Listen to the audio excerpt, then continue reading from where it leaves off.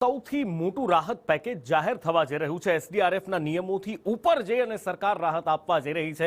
બીજી બાજુ એક એવી માંગ પણ ઉઠી છે કે ખેડૂતોનું દેવું માફ કરી દેવું જોઈએ, જેના પર કિસાન સંઘે કહ્યું છે કે દેવા માફી એ કોઈ ઉકેલ નથી। બધા ખેડૂતો લોન નથી લેતા, કેટલાક જમીન ભાડે રાખીને ખેતી કરે છે।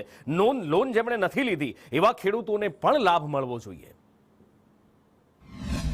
કે ભાઈ ગુજરાતની પરિસ્થિતિ અલગ અલગ છે। ગુજરાતની અંદર બધા જ ખેડૂતોએ લોન લીધી હશે એવું પણ નથી।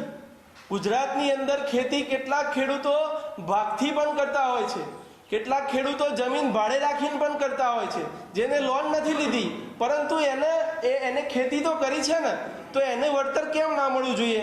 એને પણ વળતર મળવું જોઈએ। એટલે ભારતીય કિસાન સંઘ સ્પષ્ટ માંગણી કરે છે કે ભાઈ એને જે ખર્ચ થયો છે એ ખર્ચને ધ્યાને રાખો। જ્યારે ખેડૂતના હાથમાં એનું ખર્ચ પૂરેપૂરું અને એનું વળતર આવશે તો એ રકમ એને લીધેલી લોન પેટે પણ ભરપાઈ કરી શકશે। માત્ર દેવા માફી એ સમસ્યાનો ઉકેલ નથી।